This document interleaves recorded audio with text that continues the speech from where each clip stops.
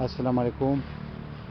جی امید ہے آپ سب خیریت سے ہوں گے، اور آج آپ کو بھی کچھ ایسے پلانٹس دکھا رہے ہیں جو پچھلے ویڈیوز میں دکھائے گئے ہیں، لیکن خیر پھر بھی جو ہے نا آپ دیکھ سکتے ہیں یہ چیری پلم کا پلانٹ ہے جی۔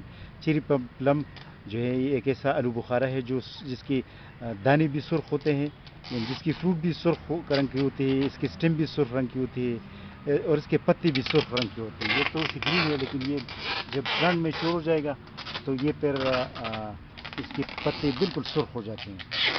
اچھا، اور یہ نیکٹرین کے کچھ پودے ہیں، اور یہ یلو ریسبیری کی کچھ پودے ہیں، یہ فیصل آباد کے لیے جا رہے ہیں۔ اچھا، یہ کوئٹہ کے لیے جا رہے ہیں۔ کچھ ناشپاتی، ولیم روزا ناشپاتی اور سنتا ماریا ناشپاتی، گلگت ناشپاتی، مکس ویرائٹیز ہیں ناشپاتی کی، اور سندرخانی انگور آپ دیکھ سکتے ہیں۔ یہ والے پلانٹس سندرخانی انگور ہے۔ یہ ایرانی پنک انار ہے، سویٹ ایریک انار۔ یہ جو ہے پنک واٹر میلن پلم ہے۔ یہ سلور بیری ہے۔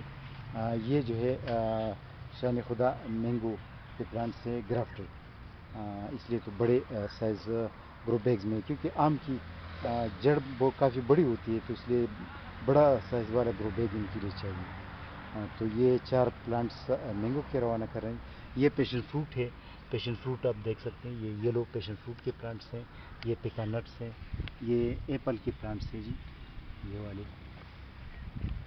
تو آج صرف آپ کو پیشن فروٹ کے بارے میں بتانا تھا۔